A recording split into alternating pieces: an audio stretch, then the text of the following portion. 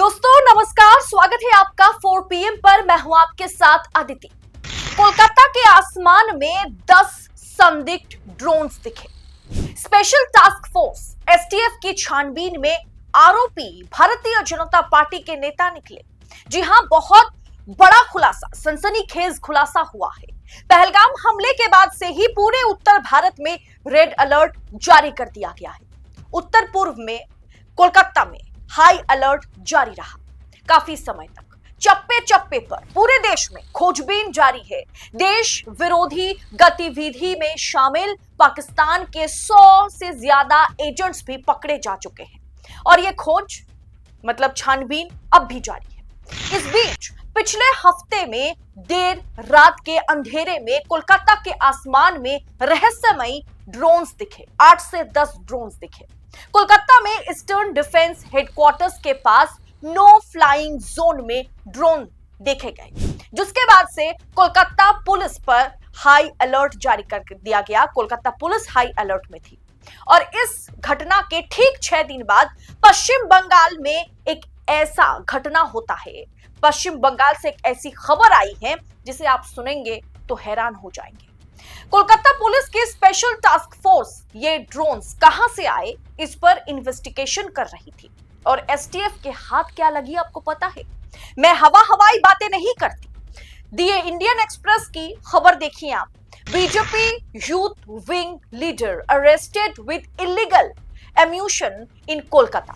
कोलकाता में भाजपा युवा विंग का नेता अवैध गोला बारूद के साथ गिरफ्तार। बहुत बड़ी खबर है दोस्तों। किस तरह से भारतीय जनता पार्टी के भीतर ही देश विरोधी काम करने वाले लोग हैं, पाकिस्तान के एजेंट्स घुसे हुए हैं, ये सबने देखा।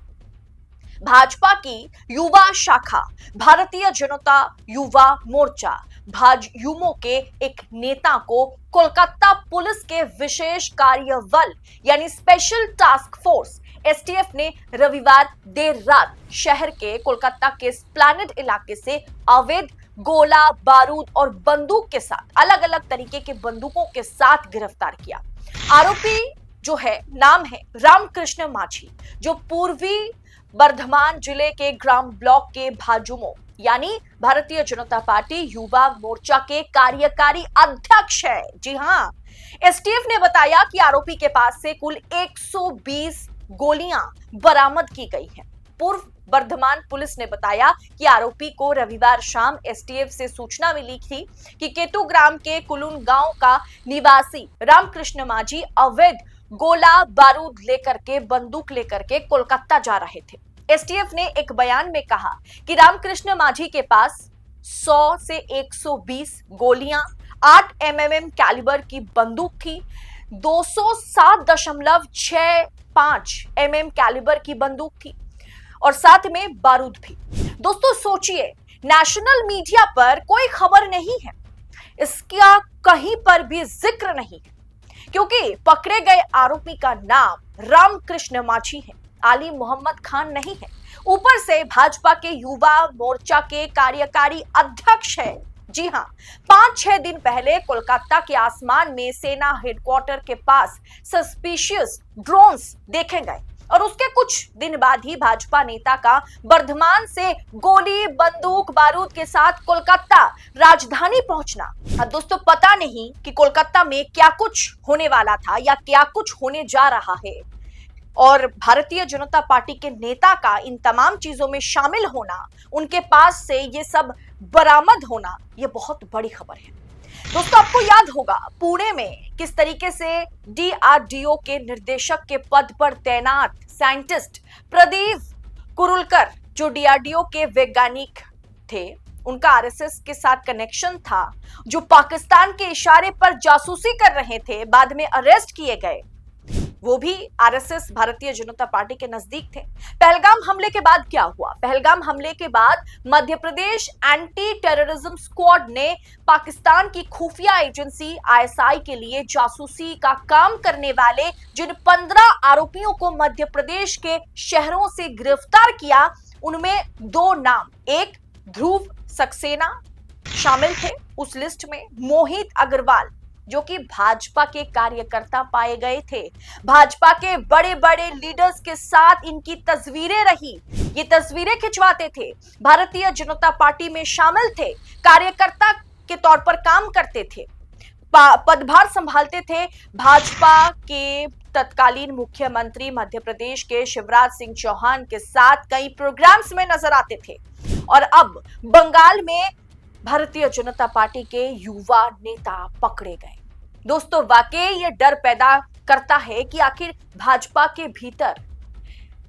के भीतर ही ऐसे देश विरोधी लोग कहां से पैदा हो रहे हैं। क्या भारतीय जनता पार्टी में जब कोई शामिल होता है, जब भारतीय जनता पार्टी का कोई भी पद या कार्यभार कोई संभालता है, क्या उनका बैकग्राउंड चेक नहीं किया जाता?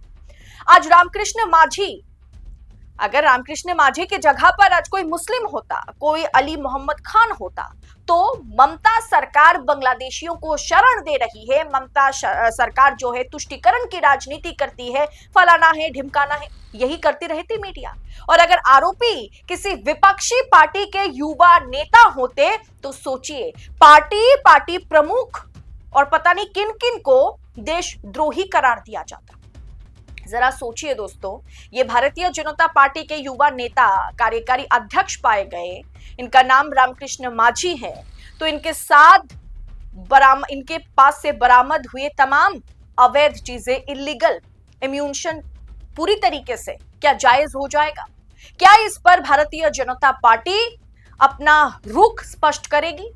क्या भारतीय जनता पार्टी के प्रमुखों से सवाल पूछा जाएगा कि आपकी पार्टी के भीतर इन तमाम चीजों, सिर्फ एक घटना तो नहीं है ना, इन तमाम घटनाओं को गिना करके क्या उनसे सवाल पूछा जाएगा? दोस्तों, सोचने और समझने वाली बात यह है कि गोदी मीडिया, नेशनल मीडिया इस पर खामोश है, इस पर चुप है।